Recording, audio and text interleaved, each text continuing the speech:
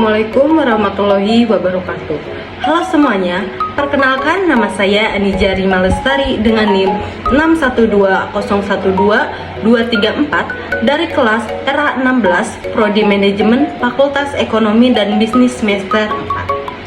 Dengan adanya video ini dibuat untuk memenuhi tugas ujian tengah semester mata kuliah perilaku organisasi dengan dosen pengampu Bapak Ade Faisal Mabtuhi SEME.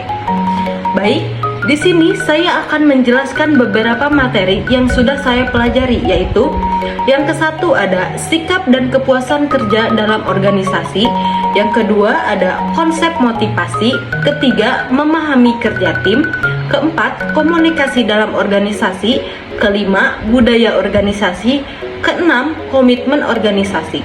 Untuk selanjutnya, materi yang akan dibahas yaitu tentang materi ke-1, sikap dan kepuasan kerja dalam organisasi. Definisi sikap dan kepuasan kerja.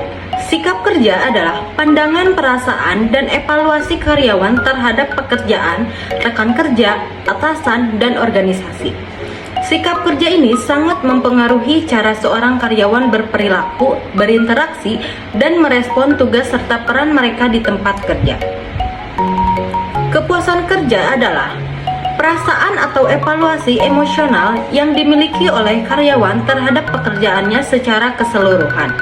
Kepuasan kerja mencerminkan sejauh mana pekerjaan atau kondisi kerja yang Anda memenuhi harapan, kebutuhan, dan keinginan individu. Rasa puas ini tidak hanya berkaitan dengan aspek fisik dan dari pekerjaan, seperti gaji atau fasilitas, tetapi juga melibatkan elemen-elemen psikologis dan sosial di tempat kerja, termasuk hubungan dengan rekan kerja, kesempatan untuk berkembang, dan tingkat pengakuan yang diterima. Sikap kerja terdiri dari 3 komponen utama, yaitu ke-1 komponen afektif, perasaan atau emosi. Yang kedua, komponen kognitif, pemikiran atau pengetahuan. Yang ketiga ada komponen perilaku, tindakan atau perilaku spesifik. Faktor-faktor yang mempengaruhi sikap dan kepuasan kerja.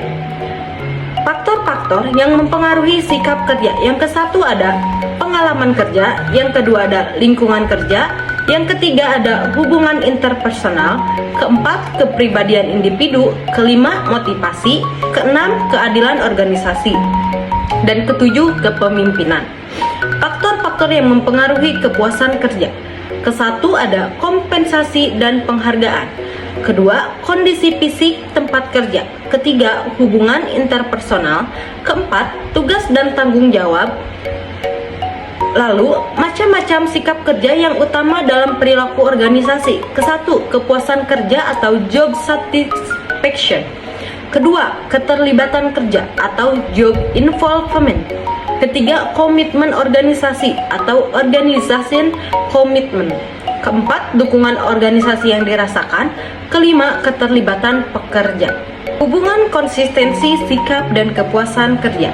Kepuasan kerja dan dampaknya. Kepuasan kerja memiliki dampak yang signifikan terhadap perilaku kerja seseorang. Kepuasan kerja yang tinggi dapat meningkatkan efektivitas kerja, prestasi kerja, partisipasi aktif, dan kemauan untuk tetap bekerja.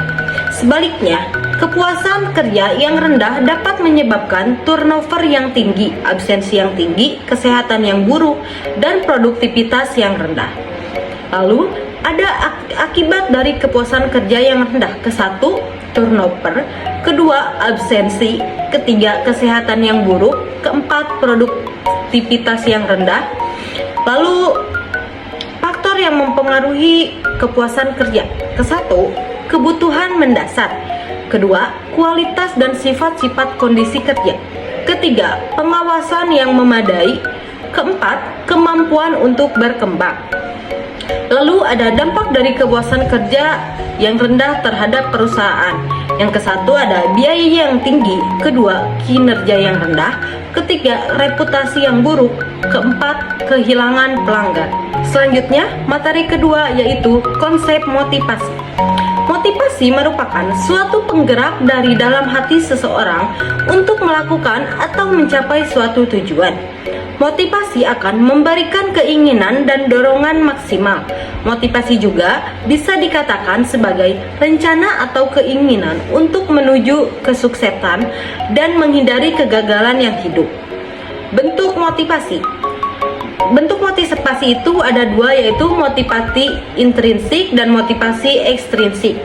Motivasi intrinsik adalah motif-motif yang menjadi aktif atau berfungsinya tidak perlu dirangsang dari luar. Karena dalam diri setiap individu sudah ada dorongan untuk melakukan sesuatu. Lalu, motivasi ekstrinsik adalah motif-motif yang aktif dan berfungsinya karena adanya perangsang dari luar. Faktor yang mempengaruhi motivasi itu ada dua, faktor internal dan faktor eksternal. Indikator untuk mengukur motivasi ada tiga, yaitu keterlibatan atau engagement, kedua tujuan dan keinginan, dan ketiga pemikiran positif.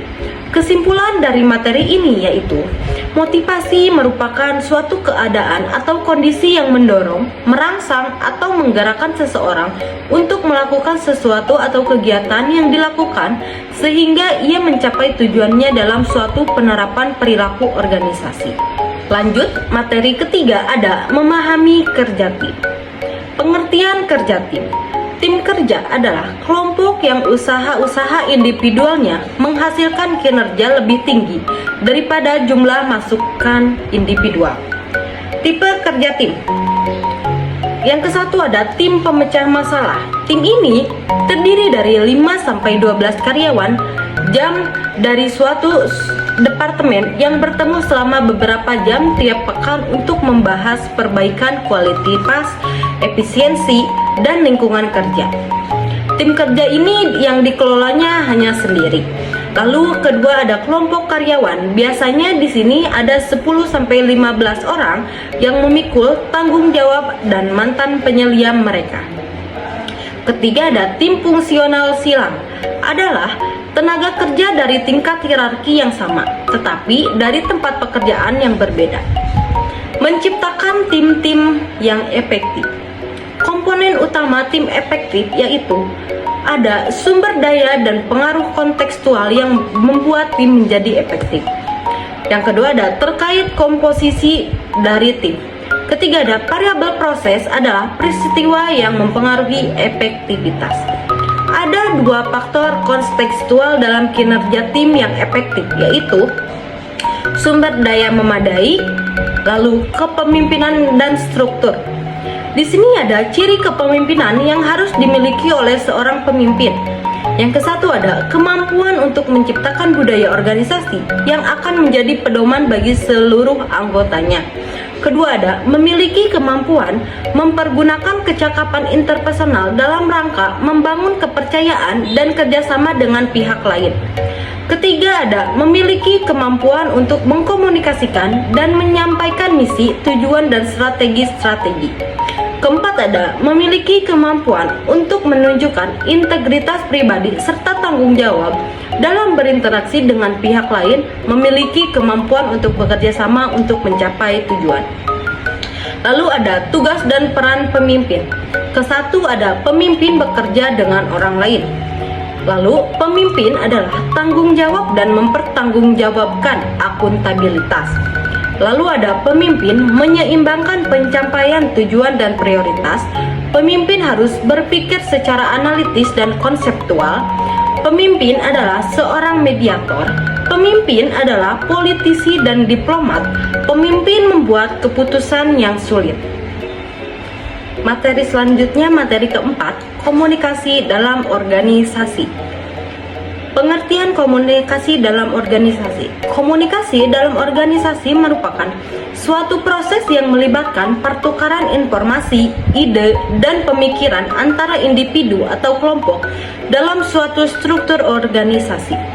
Proses ini berperan penting dalam memastikan bahwa setiap anggota organisasi memahami tugas, tanggung jawab, serta tujuan yang ingin dicapai bersama.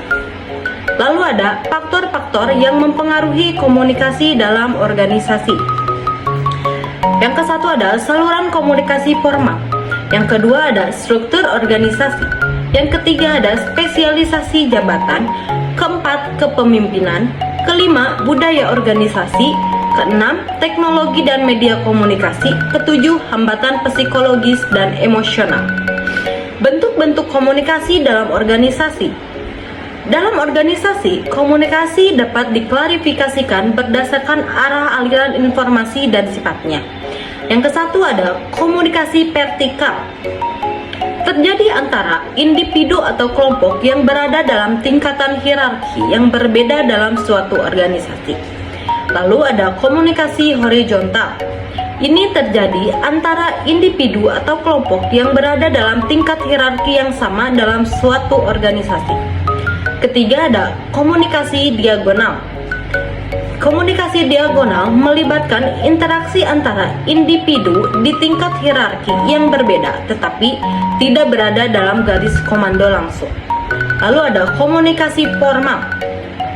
Komunikasi formal mengikuti saluran resmi yang telah ditetapkan dalam organisasi.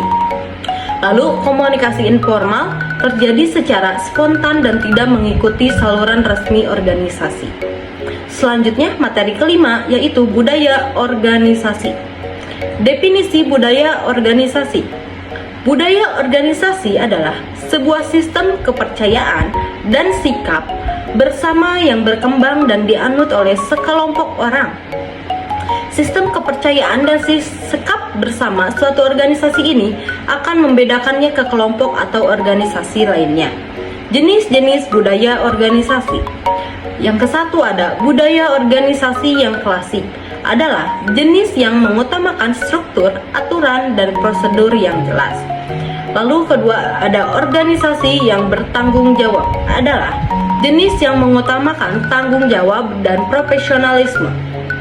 Ketiga ada budaya organisasi yang kreatif, adalah jenis yang mengutamakan inovasi dan kreativitas. Yang keempat ada budaya organisasi yang humanis. Kelima, budaya organisasi yang performance oriented, adalah jenis budaya organisasi yang mengutamakan hasil dan kinerja. Yang kelima dan yang keenam ada budaya organisasi yang berbasis pasar, adalah jenis yang mengutamakan kepuasan pelanggan dan orientasi pada pasar. Ketujuh, budaya organisasi yang berbasis kepemimpinan. Faktor-faktor budaya organisasi. Yang ke-1 ada motivasi, kedua ada gaya manajemen dan kepemimpinan, ketiga komunikasi, keempat karakteristik dan struktur organisasi, keenam tingkat formalitas organisasi, ketujuh nilai yang dianut individu.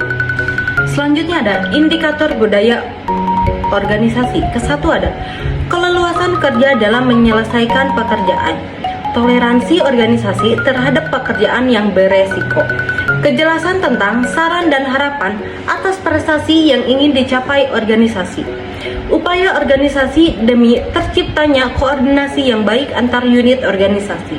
Lalu ada dukungan atasan termasuk dalam hal komunikasi. Lalu komitmen karyawan secara keseluruhan terhadap organisasi.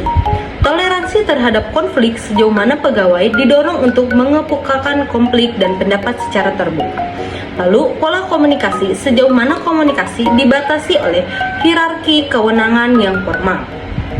Lanjut, ciri-ciri budaya organisasi.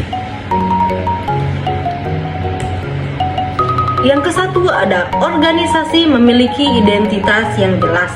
Kedua, status karyawan di dalam perusahaan jelas. Ketiga, memiliki visi dan misi yang jelas. Keempat, manajemen bersikap terbuka. Kelima, memiliki aktivitas organisasi yang terarah. Keenam, memperhatikan kebutuhan karyawan.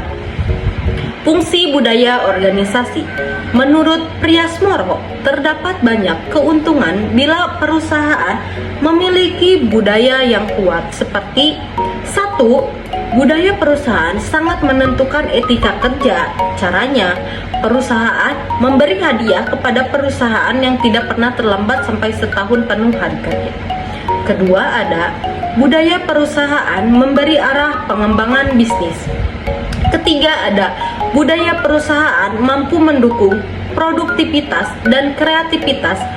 Keempat ada budaya yang dinamis. Kelima ada budaya perusahaan mengembangkan kualitas barang dan jasa. Keenam, budaya perusahaan memotivasi karyawan mencapai kinerja tinggi. Ketujuh, budaya perusahaan yang akan terkait erat dalam perkembangan organisasi.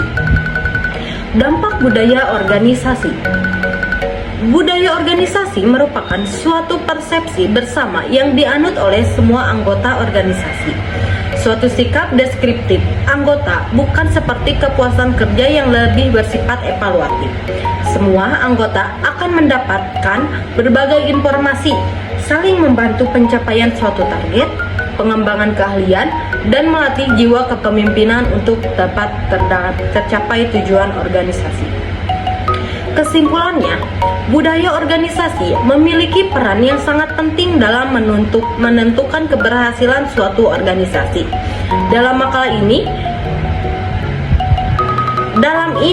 telah dijelaskan bahwa budaya organisasi tidak hanya mencerminkan nilai-nilai dan norma-norma yang dianut oleh anggotanya, tetapi juga berfungsi sebagai pedoman dalam interaksi, komunikasi, dan pengambilan keputusan.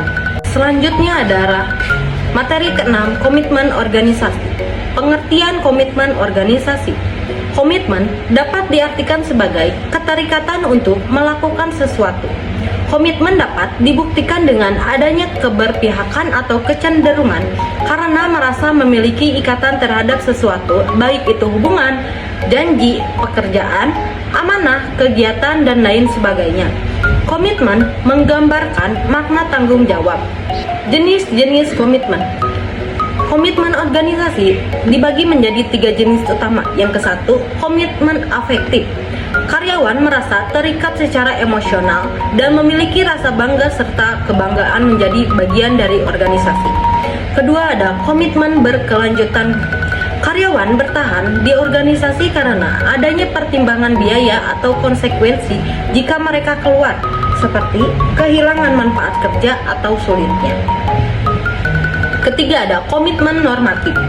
Karyawan merasa memiliki kewajiban moral untuk tetap bekerja di organisasi karena merasa berutang budi atau adanya norma sosial yang mengikat. Faktor yang mempengaruhi komitmen organisasi. Ke-1, faktor individu. Faktor ini berasal dari dalam diri karyawan dan mempengaruhi tingkat keterikatan mereka terhadap organisasi. Yang kedua, ada faktor organisasi. Faktor yang berasal dari dalam organisasi dan dapat memengaruhi tingkat komitmen karyawan. Indikator komitmen organisasi. Yang ke-1 ada loyalitas terhadap organisasi. Kedua, ada kepatuhan terhadap nilai, visi, dan misi organisasi. Ketiga, keterlibatan dalam pekerjaan. Keempat, keinginan untuk berkontribusi terhadap kemajuan organisasi. Kelima, ada kerjasama dan hubungan baik dengan rekan kerja. Dan keenam, ada tingkat absensi dan turnover yang rendah. Kesimpulannya, komitmen organisasi sangat penting untuk meningkatkan loyalitas dan keterlibatan karyawan. Indikator komitmen organisasi meliputi loyalitas, kepatuhan, keterlibatan, dan keinginan berkontribusi. Baik, selanjutnya saya akan memaparkan materi tentang tantangan perubahan dalam organisasi yang diambil dari buku Perilaku Organisasi oleh M. Taufik Amir, PhD. Poin A ada fokus pada pembaruan. Para manajer, terutama manajer puncak, harus dapat adaptif dengan perubahan lingkungan. Model perubahan strategi perlu berperan mengarahkan respon organisasi agar tetap mengikuti arus perubahan yang akan selalu dialami organisasi. Manajer dituntut untuk selalu berubah dan harus menjadi semacam pengawal perubahan atau pembaruan itu. Ada 5 aspek yang akan diliput. Yang ke-1 ada pembaruan organisasi. Yang kedua, sistem sosial teknik. Ketiga, culture shock. Keempat, organizational transformation and development. Kelima, organizational development and planned change. B, pembaruan organisasi dan adaptasi. Kita menyadari betapa perubahan akan selalu menjadi tantangan bagi organisasi dan bila gagal meresponnya dengan baik, sering melibatkan ongkos yang besar untuk mempertahankan keberlangsungannya. Agar dapat efektif, organisasi harus memiliki sistem yang baik, dimulai dari kemampuan dan wawasan karyawannya, perilaku perubahan manusia, dan proses organisasi dibutuhkan untuk menjadi lebih adaptif dan fleksibel. Gaya manajemen yang dikembangkan harus cocok dengan situasi perubahan yang terjadi. Sebuah program PO yang berhasil untuk sebuah situasi belum tentu sesuai untuk situasi yang lain. Berikut ada 8 faktor yang dianggap penting dalam pembaruan, yaitu: ke-1, peluang berbasis informasi. Kedua, pengarahan dan pemberdayaan. Ketiga, friendly patch. Keempat, berbagai perspektif. Kelima, tim kerja dan saling percaya. Keenam, stability in motion. Ketujuh, sikap dan perhatian. Dan kedelapan ada tujuan dan komitmen. C, model organisasi yang adaptif. Sebuah model yang ditawarkan David Miller, seorang pakar perubahan, mengusulkan sebuah model yang cukup baik dengan menggunakan 2 sumber: derajat perubahan, derajat keadaptasian, atau fleksibilitas sebuah organisasi. Dari model ini, dia mengusulkan 4 tipe organisasi. Tipe-tipe itu adalah: 1. Satisfaction management, lingkungan stabil atau adaptasi tinggi. Dalam tipe ini, biasanya organisasi akan lebih terpusat. Pengambilan keputusan biasanya dibuat oleh manajemen puncak dengan berkoordinasi lewat komite. Yang kedua ada sluggish thermostat management, lingkungan stabil, adaptasi rendah. Pada dasarnya, sluggish management adalah gaya manajemen yang keputusannya berdasarkan pada risiko yang rendah dengan prosedur formal dan derajat kontrol yang sangat tinggi. Ketiga ada reactive management, lingkungan yang hiperturbulen atau adaptasi rendah. Situasi memiliki lingkungan yang cepat sekali berubah, tapi adaptasi sangat rendah atau lambat. Yang diubah hanya terkait dengan aspek jangka panjang saja. Kalau ternyata ada sesuatu, seringnya yang bersifat kritis saja. Keempat, renewing transformation management, lingkungan hiperturbulence adaptasi tinggi. Organisasi berada pada lingkungan yang turbulens seharusnya juga proaktif dalam mengambil peluang dan inovasi. Mereka lebih cepat mengembangkan gagasan, lebih responsif dengan perubahan pesaing, dan lebih banyak karyawan yang berpartisipasi aktif. D. Transformasi dan pengembangan organisasi. Organisasi transformation atau disebut juga OT dan organizational development atau OD adalah 2 pendekatan dalam mengelola perubahan. OT adalah tindakan mengubah bentuk organisasi, membentuknya atau penampilan, atau mengubah energi organisasi dari satu bentuk ke yang lain. OT biasanya lebih fokus ke perubahan yang tidak direncanakan dari dalam sistem merespon krisis dan siklus hidup perusahaan atau industri. Perubahannya seringkali mentransform kerangka dan asumsi dari organisasi. Sementara itu, OD hakikatnya lebih fokus pada plan change, perubahan yang dikenalkan oleh praktisi. Jadi, perbedaan utama antara OT dan OT adalah pada metode dan kecepatan perubahan. Seperti kita bicara perbedaan antara revolution dan evolution. E. Proses perubahan dalam organizational development, sebagai upaya sengaja memodifikasi berbagai fungsi dalam organisasi. Organisasi development atau OD fokus pada organisasi sebagai keseluruhan dan juga fungsi-fungsi yang membentuknya, yakni kelompok dan individu. Karena itu, proses OD harus mempertimbangkan peran unik dan nilai-nilai, keyakinan dan motivasi seorang karyawan. Kepuasan kebutuhan karyawan sebagai individu harus menjadi perhatian organisasi saat mencoba mencapai tujuan yang ditetapkan. Kesimpulannya, organisasi punya 2 pilihan mengantisipasi perubahan yang ada di lingkungannya, dengan melakukan transformasi sebagai tindakan reaktif atau melakukan pengembangan organisasi lewat perencanaan yang sistematis. Dalam pengembangan organisasi, Perubahan tidak dilakukan dengan mengandalkan opini yang bersifat insting belaka, namun juga berdasarkan fakta-fakta dan hasil analisis, ketimbang sebuah perubahan yang diatur dari manajemen. Pengembangan organisasi hadir dari kombinasi pandangan organisasi dan input-input dari karyawan. Baik, hanya itu saja yang bisa saya sampaikan. Kurang lebihnya mohon maaf apabila ada kesalahan kata. Wabillahi taufiq wal hidayah. Wassalamualaikum warahmatullahi wabarakatuh.